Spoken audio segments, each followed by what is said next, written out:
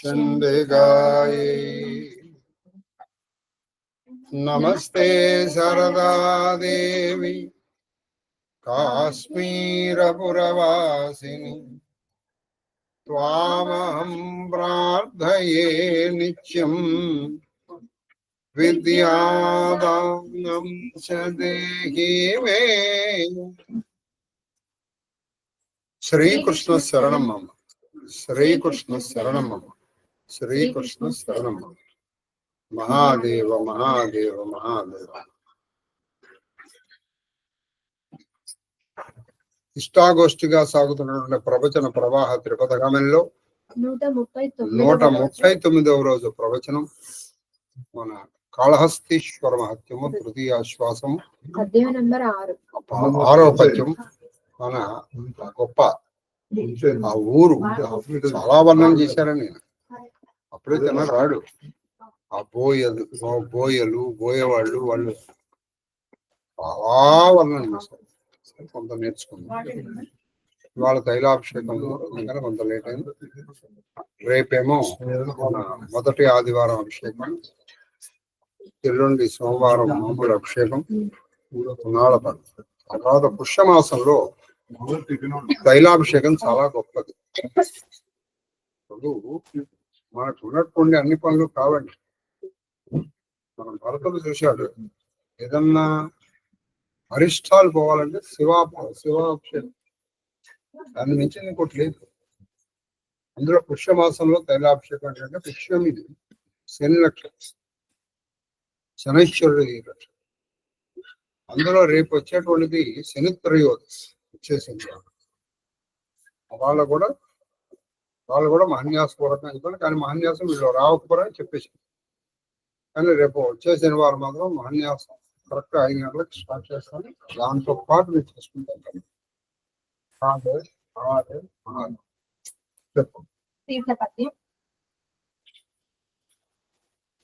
పట్టు చీరల కట్ట. అక్కడ పోయేవాళ్ళు వాళ్ళు ఉన్నటువంటి వాళ్ళ స్థితిగతులు చెప్తారు. పట్టు చీరల కట్ట భాగ్యంబు కలిగియు పారుటాకుల కట్ట భారమనరు. పారుటాకుల కట్ట భారం. పోయేవాళ్ళు ఉన్నారే ఎరుక లేదా చెంచు బోయ ఎరుక పిల్ల పుళింద మ్లేచ్ఛ ఇవన్నీ ఆటవికులకి ఒక్కొక్క తెగ. అంటే అన్ని కలిపి మనం వాడుతున్నాం, కానీ వాళ్ళలో కొన్ని డిఫరెన్స్ ఉంది. కాబట్టి ఇందులో ఏం చెప్పారంటే పట్టు చీరల కట్ట భాగ్యంబు కలిగి, వాళ్ళకి పట్టు చీరలు కట్టుకునే భాగ్యం ఉంది. డబ్బున్నవాళ్ళు వాళ్ళు అయినప్పటికీ అతి వాళ్ళ సహజమైనటువంటి ఆ సహజ జీవన శైలిని వాళ్ళు మర్చిపోట్ల. పట్టు చీరలు కట్టే భాగ్యం లేనప్పుడు పోయిన అలా బతికారంటే ఓకే. పట్టు చీరలు కట్టే భాగ్యం ఉన్నప్పటికీ పారుటాకులు అంటే ఏంటంటే మన శిశిర ఋతువులో, అంటే ఇప్పుడు ప్రస్తుతం ఇది హేమంతం, వచ్చేది శిశిరం. దాన్ని ఇంగ్లీష్ లో ఆటమనల్ లీవ్స్ అంటారు. ఆటమ్ మీకు ఇంగ్లీష్ లో తెలుసు కదా, spring, summer, winter, atom. Atom అంటే ఏంటంటే ఆకులు రాలిపోతాయి అప్పుడు, అదే శిశిర ఋతువు. ఇంగ్లీష్ వాళ్ళ ప్రకారం 4 ఋతువులు: స్ప్రింగ్, సమ్మర్, వింటర్, ఆటమ్. ఈ సమ్మర్ కి వింటర్ కి మధ్యలో ఉండేది రైనీ. యాక్చువల్లీ సీజన్ గా కాదు చెప్పరు. ఆటం అంటే రాలిపోతుంది. హ్యూమన్ సీజన్స్ అని జాన్ కీట్స్ ఒక పద్యం రాశాడు. సరే, ఇక్కడ ఈ శిశిర ఋతువులో మనకి ఆకులు రాలిపోతూ ఉంటాయి. వాటిని పారుటాకులు అంటారు. లేదా చెట్టు నుంచి అవి హరితత్వం అంటే ఆకుపచ్చదనం కోల్పోయినప్పుడు అవి రాలిపోతాయి. అవి పారుటాకు. మనం తుంచిన దాన్ని పారుటాకు అంటాం. ఆ పారుటాకుల్నే వాళ్ళు వస్త్రములుగా కట్టుకునే వాళ్ళు. వాళ్ళకి పట్టు చీరలు కట్టుకునే, ఇక్కడ చీర అంటే ఒకటి గుర్తుపెట్టుకోండి, స్త్రీ కట్టుకునేటువంటి ఒక వస్త్ర విశేషం అనడానికి వీలేదు అప్పట్లో. చీర అంటే తల చీర అంటే ఎవడైనది.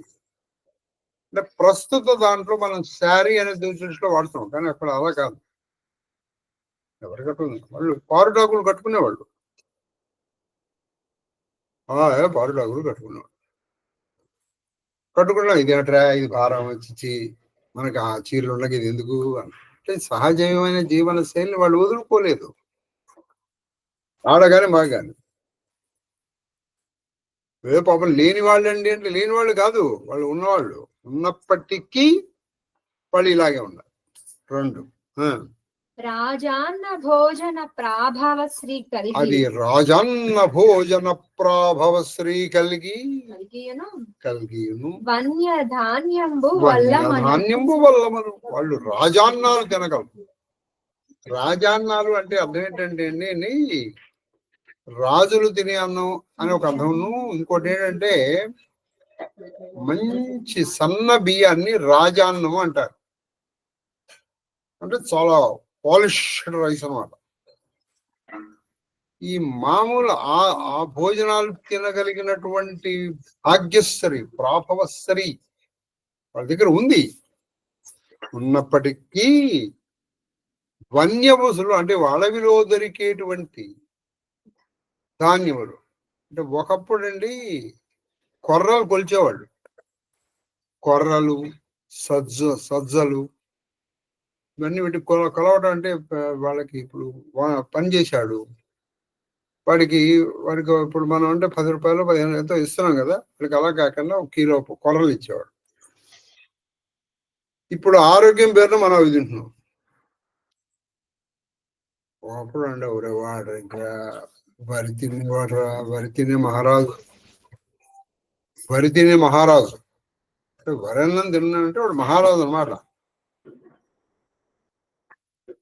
ఇప్పుడు ఏం జరుగుతుందంటే ఆ వరిని పావాలను వదిలేసి మళ్ళీ తీసుకొస్తారు. కాబట్టి రాజాన్నములు అంటే శ్రేష్టమైన భోజనం అని కూడా చెప్పొస్తుంది. అలాగే రాజు అంటే ఇక్కడ శ్రేష్ట వచనం అని కూడా చెప్పచ్చు. ఇప్పుడు మీకు రేపు ఎలాగో రేపు పౌర్ణమి నుంచి మహాకుంభమేళ వస్తుంది, దీని గురించి కూడా కొంచెం ప్రస్తావన చేస్తాను. ఒకప్పుడు దేవదానవుల మధ్య ఈ అమృతాన్ని చిలికారు. ఆ అమృత కుంభాన్ని జయంతుడు అనేటువంటి ఒక కాకి తీసుకుని వెళ్ళింది. అప్పుడు దాంట్లోంచి 4 చుక్కలు, మొత్తం 12 చుక్కలు రాలే. అందులో 4 చుక్కలు భూమి మీద రాలే. అవి ఎక్కడెక్కడంటే మన ప్రయాగరాజు, హరిద్వారు, ఉజ్జయిని, నాసికా, త్రయంబక్. అయితే ఈ హరిద్వారు, ఉజ్జయినిలో 4 సంవత్సరాలకు ఒకసారి కుంభమేళ చేస్తారు. నాసికా, త్రయంబకంలో 6 సంవత్సరాలకు ఒకసారి కుంభమేళ చేస్తారు. పూర్ణ కుంభమేళ మాత్రము ఒక్క ప్రయాగరాజులో మాత్రమే జరుగుతుంది. ఈ సమయంలో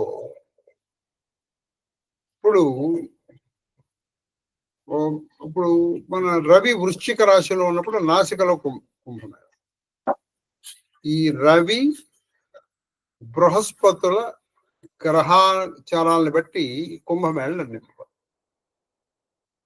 ఈ పూర్ణ కుంభమేళ 12 సంవత్సరాలకు ఒకసారి జరుగుతుంది. 6 సంవత్సరాలకు ఒకసారి జరిగేది అర్ధ కుంభమేళ.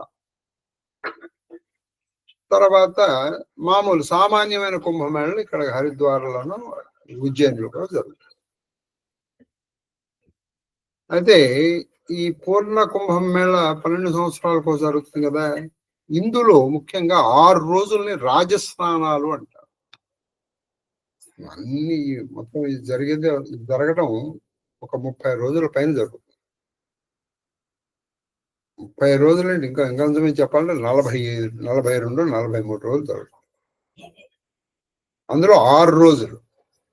అది ఏంటంటే సంక్రాంతి, ఇప్పుడు రేపు పౌర్ణమి ఫస్ట్, తర్వాత సంక్రాంతి 2, తర్వాత రేపు వచ్చే అమావాస్య, దాన్ని మౌని అమావాస్య అంట. ఆ తర్వాత వచ్చేటువంటి వసంత పంచమి, ఆ తర్వాత మాఘ పౌర్ణమి 5, 6 శివరాత్రి. ఈ రోజుల్లో చేసే స్నానాన్ని రాజస్నానం అని పేరు పిలుస్తుంది. అంటే అన్ని రోజులు శ్రేష్టం, ఈ రోజుల్లో మరీ శ్రేష్టం. ఇక అప్పుడు మనం గంగాలో స్నానం చేయడానికి క్యూలో ఉంచుకోవాలి, ట్రల్లీ క్యూలో ఉంచుకోవాలి. సరే సరే, ఇప్పుడు ఇక్కడ రాజాన్నములు అంటే శ్రేష్టమైనటువంటిది అని మనం అర్థం చేసుకోవచ్చు. శ్రేష్టమైనది, వాళ్ళు శ్రేష్టమైనటువంటి వంటలు తినగలిగినటువంటి స్త్రీ సంపద కలిగి ఉండి కూడా అడవిలో దొరికేటువంటి వాటిని మాకొద్దండి అన్నట్టు వాళ్ళు. అంటే అడవిలో దొరికేవి వాళ్ళు తీసుకుంటారు. సరే, సహజమైన జీవన శైలి వదులుకోవట్లేదు. మనము మన సహజమైన జీవన శైలిని వదులుకోవడం మూలంగానే ఇవాళ చాలా వరకు ఈ సమస్యలు వస్తాయి. కులవృత్తికి సాటి లేదు గువ్వాల చెన్న అన్న. నువ్వు అందరు కులవృత్తుల్ని తీసుకురా, ఆటోమేటిక్గా అన్ఎంప్లాయ్మెంట్ తగ్గుతుంది. అన్ఎంప్లాయ్మెంట్ అనేటువంటిది ఆటోమేటిక్గా ఇట్ గెట్స్ రిడ్యూస్డ్. కులవృత్తి పోయింది ఇప్పుడు. పైగా వాడి కులవృత్తి చేయడం వాళ్ళది ఏదో చిన్నగా భావిస్తున్నాడు. బ్రాహ్మడు వాడి ఇంట్లో సంధ్యావందనం చేయడానికి వాడు బాధపడుతున్నాడు. వాడి ఇక్కడ భోక్తవ్యానికి ఏం వెళ్తాడు వాడు?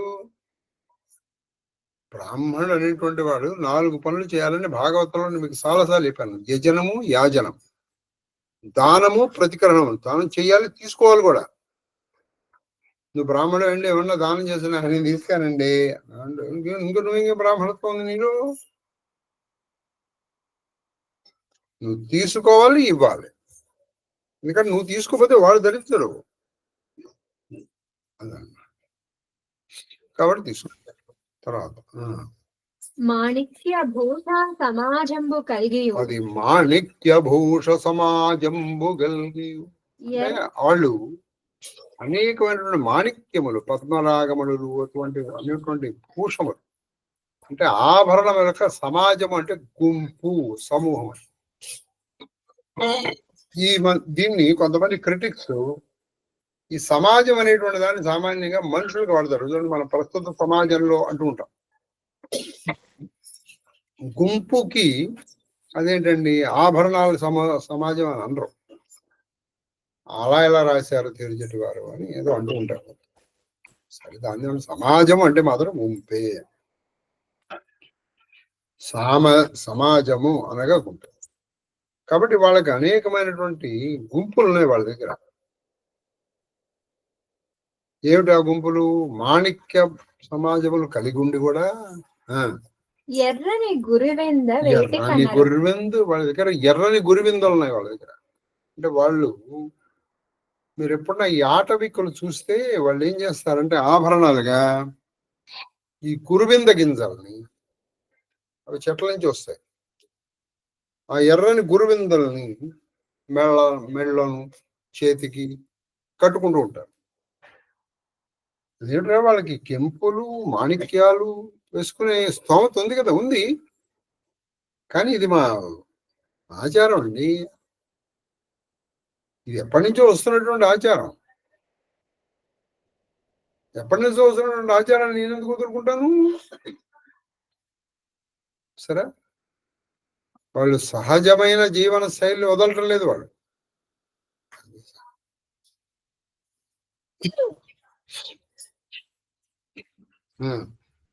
మంచి మెచ్చుల తూగు మంచము అది మంచి మెచ్చుల తూగు మంచము కలిగి చాలు పూతీగా ఉయ్యాల. పూతీగా ఉయ్యాలి. వాళ్ళ దగ్గర తూగుడు ఉయ్యాలు ఉన్నాయి. తూగుడు ఉయ్యాలు సామాన్యంగా మీరు తూగుడు ఉయ్యాలలో పడుకుంటే తొందరగా నిద్రపడుతుంది. తొందరగా నిద్ర వెంటనే పడుకున్న వాళ్ళకి, పట్టుకున్నటువంటి వాళ్ళకి కొన్ని టిప్స్ చెప్తాను నేను.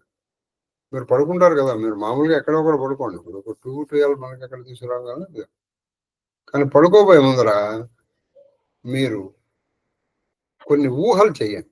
ఏదైనా ప్రార్థన చేసుకుంటాను. మీరు కావాలంటే ఇవాళ ప్రాక్టీస్ చేసి రేపు చెప్పండి. నాకు మంచి జరిగింది చెప్పరుగా మీరు. ఇప్పుడు ఏదైనా చెప్తాడు చక్కగా, అది అమావాస్య అయినా సరే పండు వెన్నెలు ఊహించుకోండి. అయితే మంచి మెత్తటి పచ్చిక లేదా ఊగుడుయాల్లో చంద్రుడిని చూస్తూ పడుకున్నట్టుగా ఊహించాడు. మీరు ఆటోమేటిక్ గా మానసికంగా కదులుతూ ఉండాలి. మీకు నిద్ర రాకపోతే నన్ను అడగ, ఆటోమేటిక్ గా నిద్ర వస్తుంది. పెద్ద మంచిది. మీరు అలా పడుకుని హాయిగా ధ్యానం చేస్తూ చంద్రుణ్ణి చూస్తున్నట్టు ఉంటూ ఆ ఊగుడుయాల్లో ఇలా ఇలా ఇలా ముందర ఎక్కువ ఊగుతారు. నెమ్మదిగా ఆ ఊగు తగ్గుతుంది, నిద్రలో జారిపోతారు. ఇమ్మీడియట్ నిద్ర పడడానికి ఇది ఒక మంచి మార్గం. ఊగుడుయాల సైకలాజికల్లీ ప్రూవెన్ ఇష్యూ. కాబట్టి ఆ తూగుడుయాల్లో ఉన్నప్పటికీ వాళ్ళు ఏం చేస్తారంటే అక్కడ సహజంగా కొన్ని పూల తీగలతో ఉయ్యాలు ఏర్పడ్డాయి. ఇవి ఎందుకండి అక్కడ మాకుండగా అన్నారట. పూల తీగలతో ఉయ్యాలతోనే వాళ్ళు పెళ్లి చేస్తుంటారు. ఆ పూల తీగల ఉయ్యాలలో కూడా వాళ్ళు ఊగుతూ ఉంటారు, అక్కడ వాళ్ళు విశ్రమిస్తూనే ఉంటారు. సరే, మనం దీన్ని బట్టి మనం నేర్చుకోవాల్సిన అంటే చాలా మంది దేశంలో వాళ్ళకు కొంచెం ఐశ్వర్యం రాగానే వాళ్ళు సహజమైనటువంటి జీవన శైలిని వదిలిపెట్టేస్తున్నారు. వాళ్ళు వదిలిపెట్టట్లా. అక్కడ అనేక మంది ఇప్పుడు ప్రస్తుతం కూడా వాళ్ళ నాన్నకు అలవాటు ఉందనుకోండి, ఇప్పుడు చేయడా పని. మా నాన్న అంటే ఏదో అప్పుడు అంటే ఏవో డబ్బులు లేకుండా చేసామని ఇప్పుడు ఎందుకు చేయకూడదు. ఇప్పుడు కూడా అలాగే ఉండాలి. ఎంత సంపద కలిగియు ఎట్టివారు తమ కులాగత ధర్మములు వీడు. వాళ్ళు ఎంత సంపద ఉన్నప్పుడు వాళ్ళ కులాగతమైనటువంటి ధర్మముల్ని వదలలేదు. వాడు బ్రాహ్మణుడు, వాడు హాయిగా పౌరోహిత్యం చేయించుకున్నాడు. వైశ్యుడు వాడు ఏదో చేశాడు, శూద్రుడు వాడు వ్యవసాయం చేశాడు. ఒక కుమ్మరి వాడు డబ్బులున్నాడు, వాడు హాయిగా పనులు చేశాడు, కొండ పనులు చేశాడు. కంసాలి గోల్డ్స్ మీద వాడు పనులు చేసుకున్నాడు. నాకేంటండి ఇక్కడ పొలాలు చూసుకుంటూ చేయలేదు. కుల వృత్తులను వదలలేదు. వాడికి ఎంత సంపద ఉన్నా ఆ పొత్తనపేట ఆ ఉడుమూరులో ఉన్నటువంటి వాళ్ళు వాళ్ళ కుల వృత్తులను వదలట్లా. ఇంత ఉన్నప్పటికీ వాళ్ళ తాత ముత్తాతల వాళ్ళు ఎలా ఉన్నారో వాళ్ళు అలాగే ఉంటూ వచ్చారు. అదనమాట కులాగతమైనటువంటి ధర్మాల్ని వాళ్ళు విడవట్లేదు. అటుగాన తత్పురీశబరసతులు ఆ పురం ఎవరయ్యా?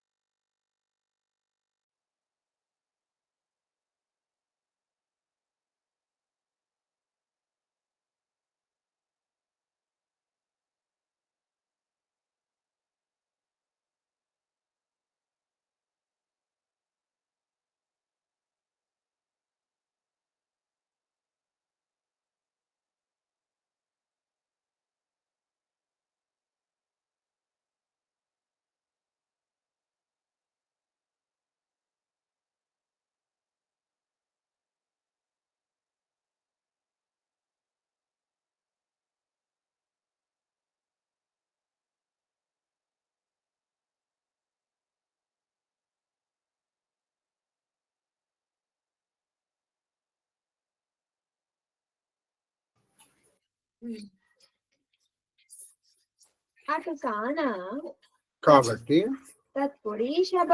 తత్పురీశబరసతులు. ఈ పురి అనేటువంటి దాన్ని కూడా కొంతమంది విమర్శకులు పురా అనాలి.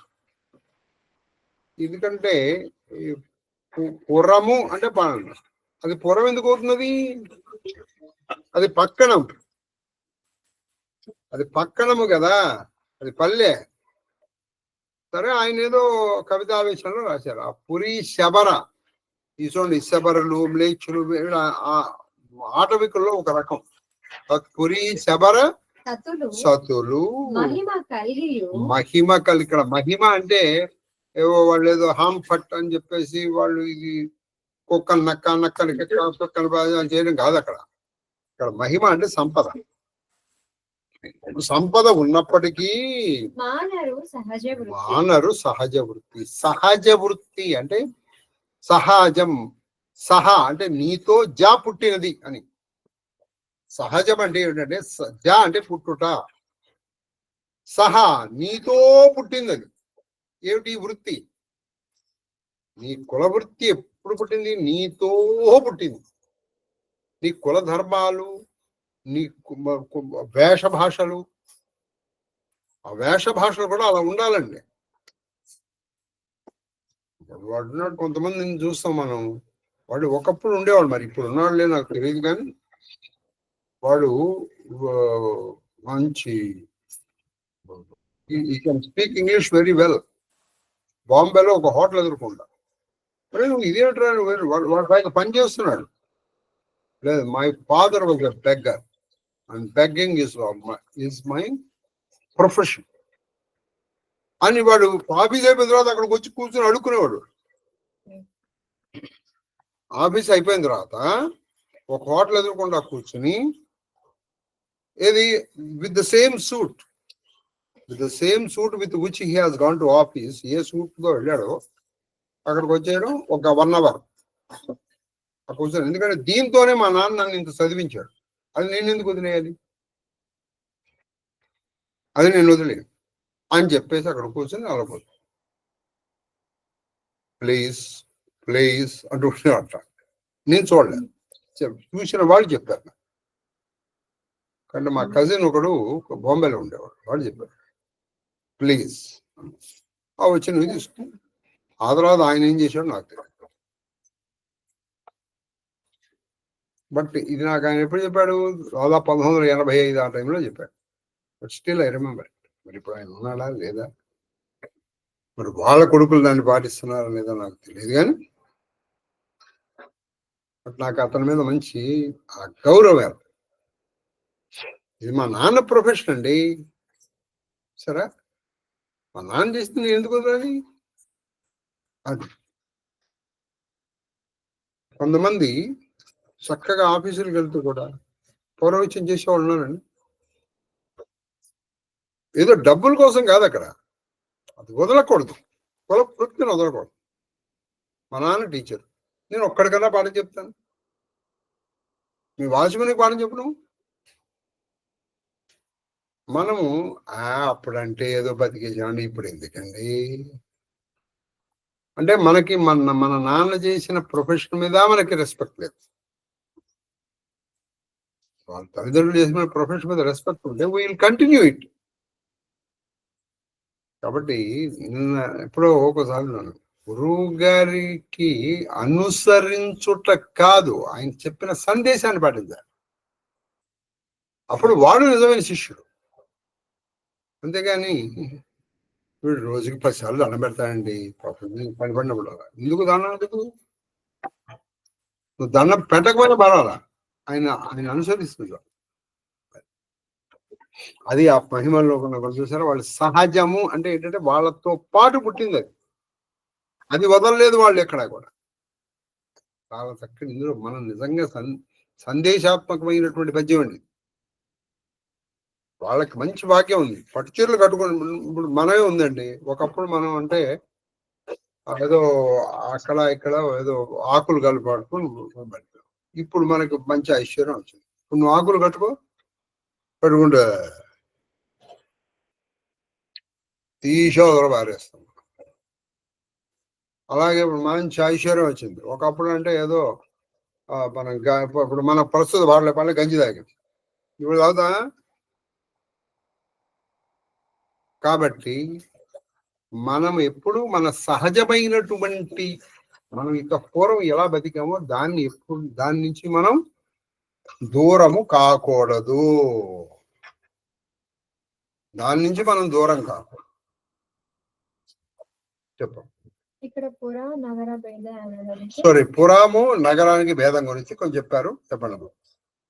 అంటే అదే చదువు. క్రయ విక్రయ వైర్యుక్తం క్రయ విక్రయ వైర్యుక్తం నానా జాతి సమన్వితం. అది ఎక్కడైతే ఈ క్రయ విక్రయములు జరుగుతాయో, నానా జాతులు అంటే అనేక రకాల మనుషులు ఉంటారో, తంతువాయ సమాయుక్తం తంతువాయ సమాయుక్తం, తంతువులు వాయువులు ఇవి ఉంటాయో, తత్పురం తిత్వి కథ్యతే. తత్పురం తత్పురం త్వితి తత్పురం త్వితి కథ్యతే. కథ్యతే. దాన్ని పురము అని పిలవాలి. అదే నగరం. అంటే ఇప్పుడు కదండి, ఇప్పుడు కూడా మనకు చూడండి, టౌన్, సిటీ, మళ్ళీ సిటీ నుంచి కాస్మోపాలిటన్, మెట్రోపాలిటన్ అని ఉన్నాయి కదండి. ఇప్పుడు మంది ఒకప్పుడు మెట్రోపాలిటన్, ఇప్పుడు కాస్మోపాలిటన్, అంటే ఇంకా ఎక్కువ మంది యాత్రులు అన్నీ వస్తుంది. కాబట్టి ఇది పురి అని ఎలా అవుతుంది? అది పురి కాదు, అది ఖచ్చితంగా పక్కన అక్కడ ఒకే రకం వాళ్ళు ఉన్నారు, నానా జాతుల వాళ్ళు ఉన్నప్పుడు దాన్ని పురి అన్నారు. ఆయన కవితావేశంలో రాసి ఉంటే ఉండవచ్చు. ఈ మాత్రం ఆ దౌర్జడికి తెలియని వాడు ఏం కాదు. ఆయన దౌర్జడికి ఆ మాత్రం తెలియని వాడు కాదు. అది కవితావేశంలో ఒక్కొక్కసారి అలా పడిపోతూ ఉంటాయి. కానీ మనం పెద్దగా దోషంగా మనం చెప్పాల్సిన అవసరం లేదు. తర్వాత ఇది ఎన్నోది? 7వ పద్యం. ఏడవ పద్యంతో ఆపేద్దాం. ఎందుకంటే నేను యాక్చువల్గా 4 చెబుదాం అనుకున్నాను, కానీ రామచరితమానస్ కూడా చెప్పుకోవాలి. వీలైతే 8వ పద్యం చెప్పేది ఆపేద్దాం. సరేనా? చెప్పాను. అది అగరుక్ష్మారుహ కాష్ట ఖండముల. ఇక్కడ ఇంకోటి, మీరు ఇది పల్లెటూరులో ఉన్న వాళ్ళకి బాగా తెలుస్తుంది. పల్లెటూరులో ఉన్నటువంటి వాళ్ళతో ఏం చేస్తారంటే, ఒక మంచె కడతారు. మంచి అంటే తెలుసు కదా, ఒక మంచంగా ఒక ఎత్తైన ప్రదేశంలో కూర్చోడానికి కానీ పడుకోవడానికి కానీ ఒక ఏర్పాటు చేస్తారు. అక్కడ ఏం చేస్తారంటే, వీలైతే ఒక మనిషిని పెడతారు. మనిషిని పెట్టలేరనుకోండి, అక్కడ ఏం చేస్తారు, ఒక గాలికి కూడా కదిలేటువంటి ఒక చాలా సన్నని ఒక రేకుని మనిషి ఆకారంలో పెట్టి ఒక కర్ర ఆ చేతిలో పెడతారు. ఆ గాలి కదిలేటప్పుడు అది సౌండ్ చేస్తుంది. ఈ చప్పుడికి ఆ చుట్టుపక్కల ఏ జంతువులు రావు. కోరి ఇక్కడ ఎవరో ఉన్నారా? ఇది నేను చెప్తూ ఉంటే ప్రత్యక్షంగా ఇది చేసిన వాళ్ళు ఉన్నారు. ఇప్పుడు ఎవరో కాదు, మనం నమ్ముతున్నాం. ఆవిడ చిన్నప్పుడు వాళ్ళ తాతయ్య ఒక పెద్ద చెట్టుకు ఒక మంచి కట్టి వీళ్ళని అక్కడ కూర్చోబెట్టి గట్టిగా అరుస్తూ ఉండండి అనేవాడు.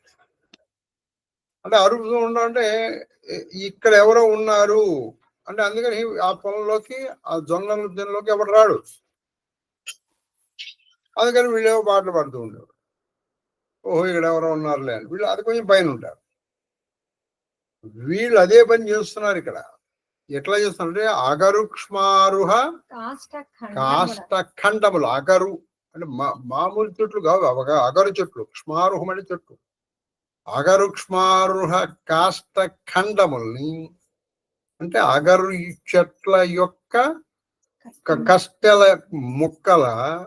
కట్టె ముక్కల సమూహాన్ని సర్వాంగంబులం చేసి, అంటే వీళ్ళు ఏం చేస్తున్నారు, ఒక మనిషిని తయారు చేస్తున్నారు. అంటే ఒక చేతులు, కాళ్ళు, ముఖము తయారు చేస్తున్నారు. దేంతో? అగరు చెట్ల కొమ్మలతో. అగరు చెట్టును కొట్టేసి ఆ కొమ్మలతో చెట్లు, ముఖము, చేతులు, వేళ్ళు, కాళ్ళు ఇవన్నీ తయారు చేసి ఒక మనిషిలాగా తయారు చేసి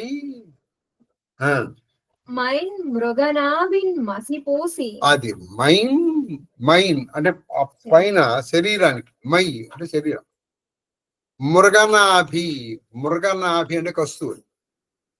మృగనాభి మసి పూసి. ఇప్పుడు మనం అప్పుడు అంటుంటాం మసి పూసి మారేడుకాయ. మసి అంటే మన ఉద్దేశంలో ఏదో యాష్ అని. యాష్ కాదు అది. అక్కడ ఇక్కడ మసి అంటే ఒక విధమైనటువంటి ఒక నల్లటి పదార్థం.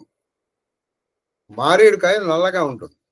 అందుకని వీళ్ళు ఏం చేస్తారు, ఒక నల్లటి పదార్థం తీసుకొచ్చి ఏదో చెట్టుకి మారి చేస్తారు. అది మారేడుకాయలాగా చేస్తారు. కాబట్టి ఇక్కడ వాళ్ళు ఏం చేస్తారంటే మైన్ మృగనాభి కస్తూరిని ఆ బొమ్మకి మొత్తం రాసేస్తారు. అంటే మంచి సువాసన వచ్చేది. అంటే ఎవరికి అనుమానం లేకుండా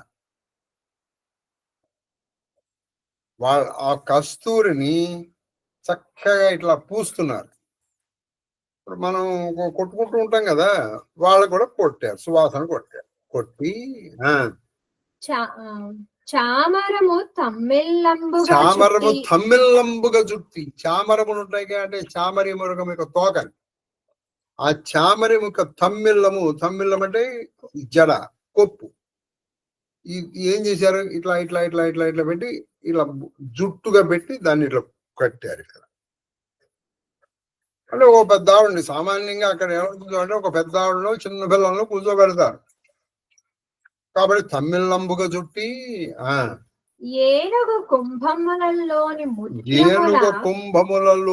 ముత్యముల తాను గ్రుడ్డులు వినిర్మించి ఆ ఏనుగు కుంభస్థలాన్ని బద్దలు కొట్టి అందులోంచి ముత్యాల్ని తీసి ఆ ముత్యాల్ని కళ్ళుగా పెట్టారు. అంటే అచ్చం కొంచెం దూరం నుంచి చూస్తే ఒక మనిషి ఉన్నట్టే. అక్కడేవో తెల్ల పూసలు పెట్టలా, ఏనుగు కుంభస్థలములు పెట్టారు. కొన్ని మనిషిని తయారు చేయడానికి ఏవో తుమ్మ చెట్లు వాళ్ళు అగరు చెట్లు వాడారు. మనిషి కొంచెం ఏదో కొంచెం కలర్ పోయడానికి, నల్లగా ఉండడానికి కూడా వాళ్ళు ఏదో నల్ల కలర్ ఇలా కస్తూరి పూశారు.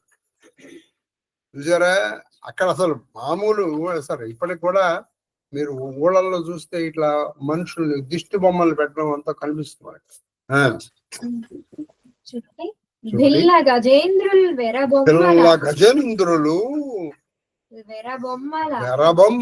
పిల్ల గజేంద్రులు. ఈ పిల్లులు అంటే ఆటవికులు. ఇప్పుడు మగవాడు పిల్ల గజేంద్రులు అంటే ఏనుగులు లాంటి వాడు. ఇంద్ర శబ్దం ఎప్పుడు ఉత్తమ వాచకం, శ్రేష్ఠ వాచకం అని చెప్పాం కదా. వీళ్ళు ఏం చేసేవాళ్ళు అంటే నెరబొమ్మలు అంటారు వీళ్ళు. అంటే ఊటిని అలా పెడతారు. అక్కడ ఉన్నటువంటి పశువులు పక్షులు ఇవేవి దగ్గరికి రాకుండా. అది తవిందం చేలం చేయుదురు కాపుగా ఆ చేలల్లో ఇది పెట్టేస్తారు. ఈ పశువులు పక్షులు మేకను అవి దూరంగా వచ్చేటప్పుడు ఒక మనిషి ఏదో కర్ర పట్టుకున్నట్టు ఉంటుంది. అది కొంచెం గాలికి అటు ఇటు కదులుతూ ఉంటుంది. పశువులు ఇవన్నీ చూస్తాయి, ఊరినాయన ఇక్కడ మనిషి అని. పశువులు నాయన అని చెప్పేసి మనుషులు నాయన చెప్పి తర్వాత ముత్యములు ఎక్కడెక్కడ దొరుకుతాయో మనం ఇంత ఘోరంగా చెప్పుకున్నాం. వరాహము, కుంభము, వేణువు, సర్పము, అవంతా మనకు తెలుసు. కందపద్యం ఆపరిది 8 రాపేద్దాం. ఏనుగుల తలలు. ఇప్పుడు కొన్ని చోట్ల ఏం చేస్తారంటే ఈ ఎద్దు కట్ చేసి ఆ ఎద్దులు పెడతారు, ఎందుకంటే దిష్టి పోవటం కోసం. వీళ్ళు దిష్టి పోవడానికి ఏది వాళ్ళ కోట గుమ్మానికి కానీ, మనుషుల గలను కూడా కట్టేవాళ్ళు అండి కోట గుమ్మానికి. వాళ్ళు కొన్ని చోట్ల మీరు ఇప్పటికి కనిపిస్తే తల అట్లా పెడతారు. కానీ వీళ్ళు అలాగే ఏనుగు పెట్టేవాళ్ళు. ఏది విత్ దాన్ని దంతములతో సహా పెట్టేవాళ్ళు. ఏది ఎద్దు బదులు ఎద్దులు వర్షభములు వాటికి బదులుగా ఇవి పెట్టేవాడు. ఏనుగుల తలలు కొమ్ములు. అక్కడ కొమ్ములు అంటే దంతములతో నారబములకు ఆరబములు అంటే వాళ్ళ చేలు. వాటికి దిష్టి దోషము అంటే దృష్టి దోషం పోవటం కోసం ఇవి కట్ చేసి ఎలాగో బలిస్తారు కదా. ఆ బలిచ్చినప్పుడు ఆ తలకాయలు అలా పెడతారు. కానీ వీళ్ళు ఏనుగు తలకాయని కొమ్ములతో సహా పెట్టేసేవాడు. పెట్టి ఎత్తుదురు ఎరుకలు. ఆ ఎరుక జాతి కలిగిన వాళ్ళు, అంటే ఎరుకలు చెప్పాను కదా, ఎరుకలు, శబరలు, పులిందులు, మ్లేచ్చులు, ఇవన్నీ ఆటవిక్కుల జాతుల్లో ఒక్కొక్క తెగ. ఎరుకలు తమ చేనికి బసరంబు తలలు చెలువ. అప్పుడు పసరములు పెట్టేవాళ్ళు. పసరం అంటే ఎద్దు, వృషభం, ఇవి పెట్టేవాడు. దానికి బదులుగా వీళ్ళు ఏనుగు తలలు పెడతారు. దానికి బదులుగా వీళ్ళు ఏనుగు తలలు పెడుతున్నారు. ఏంటి వాళ్ళ సభ? ఏనుగు తలలు పెడుతున్నారు. విన్నారమ్మా? తర్వాత ఇప్పుడు మనం రామచరితమానస్కి వెళ్ళి చెప్పుకొని మనం చెప్పండి. మనం ఏది మనం ఏ ఘట్టంలో ఉన్నామంటే ప్రస్తుతం ఈ భరతుడు చెప్తున్నాడు. చాలా సంతోషం అండి మీరు చెప్పారు. ఒక విషయం చెప్పండి, మీరు చేస్తే మేలు అన్నారు కదా, నాకా మీకా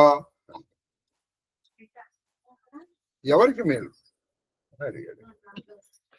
తర్వాత हित हमारा सियापति सेवकाई सो हरि लीन्हा मातु कुटिलाई मैं अनुमानी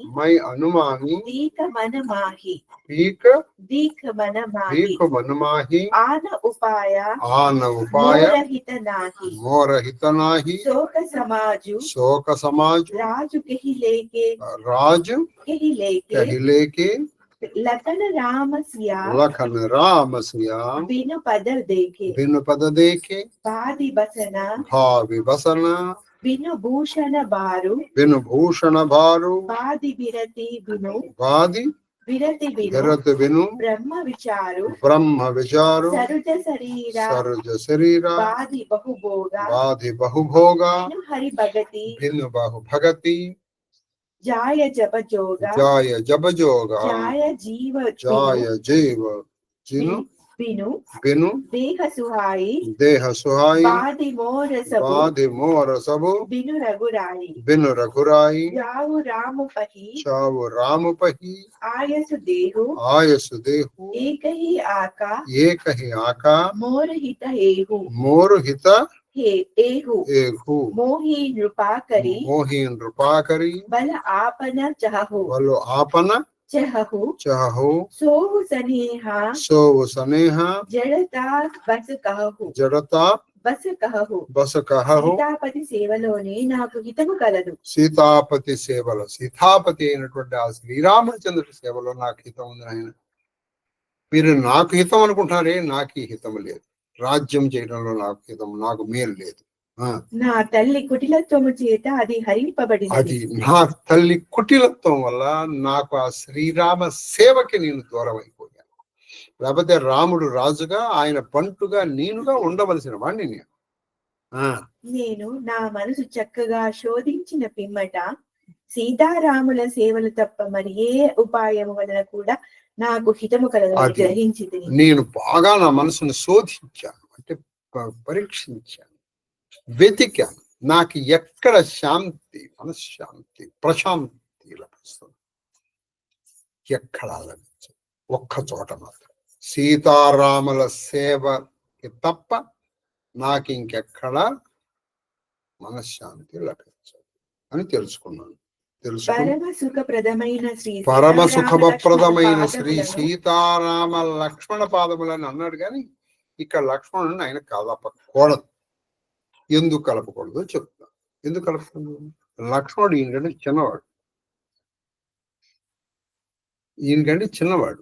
అంటే ఈయన కూడా కవిత ఆవేశంలో రాసి ఉంటే సీతారాముల వరకు మీకు వాల్మీకి రామాయణంలో కూడా చెప్తారు. మొత్తం అంతా వచ్చేసాడు. అన్నా లక్ష్మణ, నిన్ను ఎవరాశ చేస్తున్నానన్నా లక్ష్మణ అదేటన్నయ్య, నాకంటే పెద్దవాడు భరతుడు ఉండగా నేను ఎలా అవుతాను? ఎందుకంటే ఇప్పుడు లక్ష్మణుడికి ఉండొచ్చు, ఇన్నాళ్ళు నీతో నేను వనవాసాలకు వచ్చింది, నేనా యువరాజుకు వచ్చేప్పటికి భరతుడిని చేస్తావా అని అంటే ఆ మాట లక్ష్మణుడి చేత అనిపిస్తే, రాముడు మంచి రాజనీతిజ్ఞుడండి. ఆ మాట అందుకే లక్ష్మణుడు చేత అనిపించాడు. అందుకే ఏం చేశాడు, లక్ష్మణ నేను చేస్తున్నా అన్నాడు. వద్దన్నయ్య ఫలతుని చేయాలి. సరేనా. కాబట్టి సీతారామ లక్ష్మణుల పాద సేవ అనటములో కొంత ఔచిత్యం నాకు కనపడలేదు. ఏదన్నా దోషం ఉంటే మహాదేవుడు ఆ విశ్వేశ్వరుడు క్షమించుతాడు. ఎందుకంటే లక్ష్మణుడు ఇంకంటే చిన్నవాడు. అది పాదములను దర్శింపని నాకు ఈ రాజ్యం వలన ఏమి ప్రయోజనం? అది ఆ సీతారాముల పాదములు దర్శించడం నాకు వల్ల ఈ రాజ్యము, ఈ పాలన నాకు ఏమిటి ప్రయోజనం? ఎలా నాకు హితము చెప్పండి. ఇది నాకు నిజముగా ఇది శోక సముదాయ హేతు. ఇది శోక సముదాయ హేతు. నాయన మా నాన్నగారు నాకు ఇది ఆజ్ఞ కాదు, నాకు శోకం. నీ చేయలేదు. వస్త్రములు ధరింపక ఎన్ని ఆభరణములు ధరించిన ప్రయోజనము? ఇప్పుడు ఉన్నారు బ్రహ్మాండంగా ఆభరణాలు ధరించారు, బయటకు వచ్చారు. ఇది వస్త్రం ధరించారు. ఒకళ్ళు వస్త్రం ధరించారు, ఏవి ఆభరణాలు. మనం ఎవరిని గౌరవిస్తాం చెప్పాలి. అలాగే ఇవన్నీ కూడా ఏమిటంటే ఆభరణాలు, వస్త్రం లేని ఆభరణాలు. సీతారాముల సేవ ఒక్కడుంది, వస్త్రం ఉన్నట్టే. ఇవేవి లేకపోయినా పర్వాలేదు. ఇవేవి లేకపోయినా వస్త్రం ఒకటి ఉండే చాలుగా. వైరాగ్యము లేకుండా బ్రహ్మ విచారము వలన ప్రయోజనమేమి? అది బాగా చక్కబడి వైరాగ్యం లేదు. వాడు ఊరికే బ్రహ్మ విచారం. బ్రహ్మను కానీ ఇప్పుడు ఎవరు కొంచెం బొట్టు పెట్టుకున్నవాడు కనిపించాడు వాడు వెంటనే వీడు ప్రశ్న వేస్తాడు. నేను చూస్తుంటాను. ఏమన్నా కర్మ సిద్ధాంతం మీద నాకు డౌట్ ఉందండి. నీ కర్మ సిద్ధాంతం డౌట్ ఉందా? ఉందరు నీ పని చేయరే. ఎవరన్నా బోర్డు వాడు ఒక ప్రశ్న అడగాలి. ఆ ప్రశ్న అడిగితే వాడు దాని మీద కొంచెంసేపు చర్చ. ఆ తర్వాత వాడు వెళ్ళిపోగానే వీడితో దొరుకుతున్నాడు. ఇలా కొంతమంది ఫీల్ అవ్వకుండా ప్రశ్నలు వేసే వాళ్ళని చూస్తే ప్రవచనకర్తలు అసహ్యించుకుంటారు. ఇది కూడా గుర్తుపెట్టు. నువ్వు ఏదైనా ఒక ప్రశ్న వేసావంటే అది నీ అనుభవం నుంచి రావాలి. అందుకని ప్రశ్న వెయ్యాలి కాబట్టి వేయకూడదు. ఏమండి ఇప్పుడు రామలక్ష్మణులు వెళ్ళటంలో ఇదన్నా ఉందంటే నువ్వు ఒక జోపా చదివా చదవ. అదే ఒక ప్రశ్న వేసాం, నలుగురిలో వెళ్ళాలి. అలా మరి ఇప్పుడు భరతుడు పితృరాజ్ఞ భరితులే కదా, రాముడు పితృరాజ్ఞ చేయనట్టు కదా. అంటే ఇప్పుడు నా చేత నువ్వు రాముడు పితృరాజ్ఞ చేయించలేదని నువ్వు నన్ను నా చేత చెప్పించాలి నువ్వు అనుకున్నావు. నా టైం వేస్ట్ కాదు. కాబట్టి ఒక సమస్య ఎప్పుడు నువ్వు బ్రహ్మ విచారం ఎప్పుడు అంటే నీ దగ్గర వైరాగ్యం ఉండాలి. వైరాగ్యం లేకుండా నువ్వు బ్రహ్మ విచారము, మోక్షము ఇటువంటి పెద్ద పెద్ద మాటలు వాడకండి. అక్కడికి వెళ్తే మోక్షం అవుతుంది. ఏంటంటే మోక్షం, నీకు మోక్షం కావాలా? భగవంతుడు వచ్చి రారా నీకు మోక్షం ఇస్తాను, మొత్తం వదిలేస్తున్నాను అంటే నువ్వు వెళ్ళగలుగుతావు. ఇప్పుడు యాజ్ ఆన్ టుడే. ఇప్పుడు మనకంత అదృష్టం లేదు, ఉందే అనుకుందాం. మా అబ్బాయి ఇంకా చదువుతున్నాడండి, మా అమ్మాయి మరి ఉందండి, మరి మా ఆయన మరి పాపం మరి వెళ్ళిపోతే వాళ్ళందరి సంగతి చూడండి, తర్వాత నేను వస్తాను అనేవాళ్ళు లేరంటారా? వాడే మనం ఎవరో వద్దు, మనం వాడేపోతాడు. మరి మోక్షాన్ని చూసినటువంటి వాడు ఏం చేస్తాడు? ఇంకా వాడికి ఎవరికి లేదు సంబంధం, వాడు వెళ్ళిపోతాడు. మనం వెళ్ళిపోగలమా? ఒక అడుగు నువ్వు ముందరకు వేయలేవు, ఒక అడుగు వేయలేవు. మోక్షం వరకు ఎందుకు? నీకు ఒక అవకాశం వచ్చిందండి, రే రా రా ముందర ఇక్కడ నీకు వచ్చిన అవకాశం నువ్వు దండం పెట్టుకోవట్లా, వాడిని ఎవరినో పిలుస్తున్నావు, ఈ లోపల ఇటు వెళ్ళిపోతాడు. నీకు పోయింది వాడికి పోయింది. ఈ భగవద్గీతలో నీకు వచ్చింది కదా అవకాశం, నువ్వు ముందర చేసుకో. ఆ తర్వాత వాళ్ళని పిలువు. మనం ముందర వీళ్ళని పిలుస్తాం, ఈ వీళ్ళని పిలిచే దాంట్లో వీటి వెళ్ళిపోతాం. అవకాశం ఉంటే వాళ్ళందరూ కలిసి రావాలి. ఎవరి దారి వాడిదే. రోగగ్రస్తమైన శరీరమునకు వివిధ భోగములు వ్యర్థము. అది వాడి రోగగ్రస్తమైన శరీరం. ఓహో భోగాలు ఏం చేస్తాడు వాడు? వాడు తినడానికి వీల్లేదు, రోగగ్రస్తం. ఏం చేస్తాడు? వాడు ఏ భోగాన్ని అనుభవించలేరు. కాబట్టి ఎందుకండి నాది రోగగ్రస్తమైన శరీరం, నాకు సీతారామ పాద సేవ అనే ఔషధం నాకు కావాలి. నాకు ఈ భోగాలన్నీ హరిభక్తి లేని జపయోగములు ఇవన్నీ అసలు ఇవ్వండి. ఇక్కడ మనం ఆగాలండి. అది హరిభక్తి లేని శరీరం, జప యోగములు వాడు జపం చేస్తున్నాడు కానీ నిజంగా భక్తి లేదు.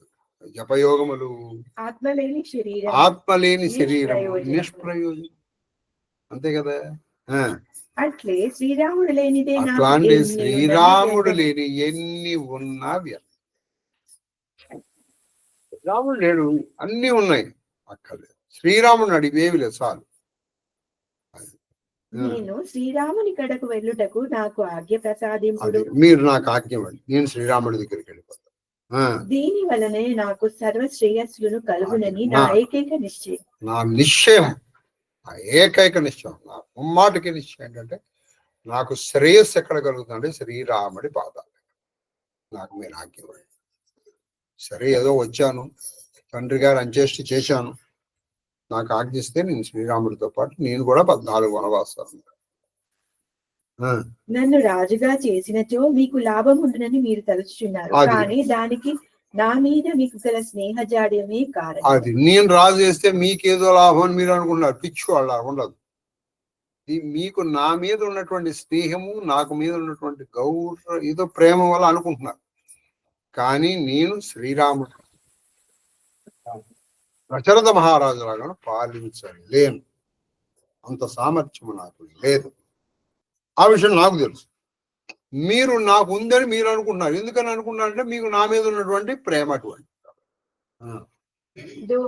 కైకేయి సువా కుటిలమతి, కైకేయి సువా కుటిలమతి, రామ విముఖ గతలాజ, రామ విముఖ గతలాజ, గతలాజ, తుమః చాహత్, తుమః చాతక్, చాహత్, చాహత్, సుఖ మోహ బస, సుఖ మోహ బసా, మోహి సే అధమ మోహి కే సే రాజా. అధమకే రాజా. కైకేయి పుత్రుడు కుటిల బుద్ధి, రామునకు విముఖుడు, లజ్జావిహీనుడు అయిన నా వంటి ఆహా, అధమోని రాజ్యములో సుఖములను ఆశించుట కేవలము మోహము మాత్రమే. అది ఇది ఏమి చెప్తున్నాను. వాల్మీకి రామాయణంలో కూడా నేను ప్రభర్ చెప్పుకోవాలి కదా, భరద్వాజాశ్రమంలో చెప్తాడు. కైకేయి పుత్రుడు అని చెప్పుకోవడానికి సిగ్గుపడుతున్నటువంటి నేను మీకు నమస్కారం చేస్తున్నాను అని అంటాడు. అప్పుడు భరద్వాజ చెప్తాను, ఆయన ఇందులో మీ అమ్మ తప్పలేదు నాన్న. ఇక్కడ అది అంటాడు, కైకేయి పుత్రుడైనటువంటి కుటిల బుద్ధి, రామునకు విముఖుడు, లజ్జా సిగ్గు లేని వాడు అయినటువంటి భరతుడు రాజా చే కాదు మోహన్.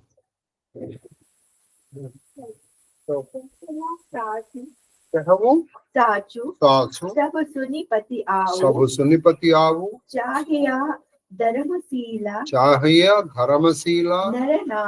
నరనాహు, మోహి రాజ్, హటి దేహి, హహు, జబహి, రసాతల్, జాహి తబహి, మోహి సమాన, కో పాప నివాసు, జహి లగి సియా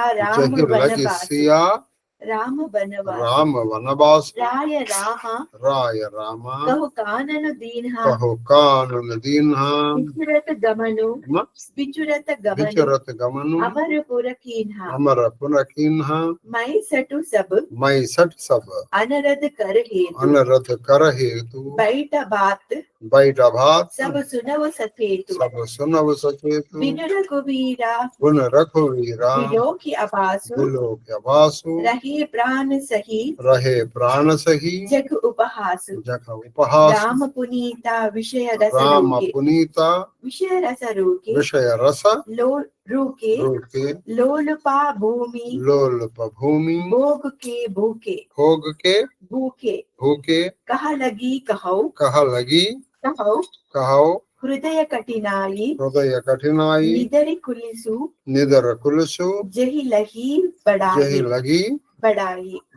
నేను నిజము పలుకుచున్నాను. నేను నిజం చెప్తున్నాను. అందరూ విని విశ్వసింపుడు. అందరూ వినండి, విశ్వసించండి, నా మాటలు నమ్మండి. ధర్మశీలుడే రాజు కావాలి. అది ధర్మశీలుడే రాజు కావాలి, నా లాంటి మోహం బుద్ధి ఉన్నటువంటి రాజు కాకూడదు. మీరు బలవంతముగా నన్ను రాజును చేసినచో ఈ భూతలము రసాతలమును చేరును. అది మీరు బలవంతంగా రాస్తే ఈ భూతలము రసాతలం చేరుతుంది. అంటే నేను అత్తప్ప తలాన్ని తీసుకెళ్తాను. ఇంకా నాలుగు సామర్థ్యం లేదు. సామర్థ్యం లేని నన్ను రాసేస్తే ఏం చేస్తాను నేను? చేయలేదు అన్నాడు. నా కారణముగా సీతాదేవియు శ్రీరాముడును అడవుల పాలైరి. అది నా కారణముగా శ్రీరాముడు సీతాదేవి అడవుల పాలయ్యారు. అట్టి నా వంటి అటువంటి నా పాపాత్ముని ఎవరుంటారు? నాకంటే పాపాత్ముడు ఎవరుంటారు? రాజుగారు శ్రీరామునకు వనవాసమును ఇచ్చి అది రాముడు శ్రీరాముడికి వనవాసం ఇచ్చి వారి వియోగములకు తట్టుకోలేక స్వర్గస్థులైన. అంటే ఒక విధంగా రాజుగారి మరణానికి కూడా నేనే కారణం. నేను దుష్టుడను, అన్ని అనర్థములకు అన్ని అనర్థాలకి మూల కారణం నేను. ప్రాణములతో కూర్చొని మీ మాటలు వినుచున్నాను. ప్రాణములతో కూర్చొని మీ మాటలు వింటున్నాను. శ్రీరఘునాథుడు లేని ఈ భవనము, శ్రీరఘునాథులని ఈ భవనము శూన్యప్రాయం. చూచుచును లోకము చేయు పరిహాసము లోకము చేయు పరిహాసాన్ని భరిస్తూ ఈ ప్రాణములు ఇంకా పోవట్లేదు. ఈ ప్రాణములు పవిత్రమైన ప్రాణములు పవిత్రమైన ప్రేమ రసమందు ఆసక్తములు కావు. ఇది ప్రాణములు ఆయన రసములు ఆసక్తులైతే ఇంత అనర్థాలకు కారణమైనటువంటి నేను ఎప్పుడో నా ప్రాణాన్ని నన్ను వదిలేసుకో. ఇది ముమ్మాటికి నిజము. రాజ్య లోభము విషయ భోగములకై ఆకలి కొని ఉన్నటువంటి విధంగా ఆయన ఉన్నాడా పాపం చెప్పండి. నా హృదయము వజ్రము కంటేను అది నా హృదయం వజ్రం కంటే కూడా కఠినమైంది. అందుకే అది గుండెలు ముక్కలు ముక్కలు కావట్లేదు. దోహ కారణతే కారజు కఠిన కారజు కఠిన कोई दोष नहीं मोरा, दोष नहीं मोरा पुलिस अस्ति ते उपलते लोहा कराला कठोरा కార్యముల కంటేను కార్యము కఠినమగును. కార్యముల కఠినంగా ఉంటుంది. కనుక ఇందులో నా దోషము ఏమీనూ లేదు. నా దోషం ఏం లేదు. ఎముక కంటేను వజ్రము, అది ఎముక కంటే వజ్రము, రాతి కంటేను రాతి కంటేనే ఎనుముక కంటే వజ్రం, రాతి కంటే ఇనుము కట్టిన. అలాగే నేను కట్టిన. చాపేద్దాం. టైం ఎంత అయినా చాలా పని నాకు చాలా అయ్యా. ఇందాక అభిషేకం పెట్టినప్పుడు పెట్టేసి మళ్ళీ ఎక్కువ సేవలు పెడితే ఆయన కింద ఇంజక్షన్ వస్తుంది. మహాదేవ స్వస్తి.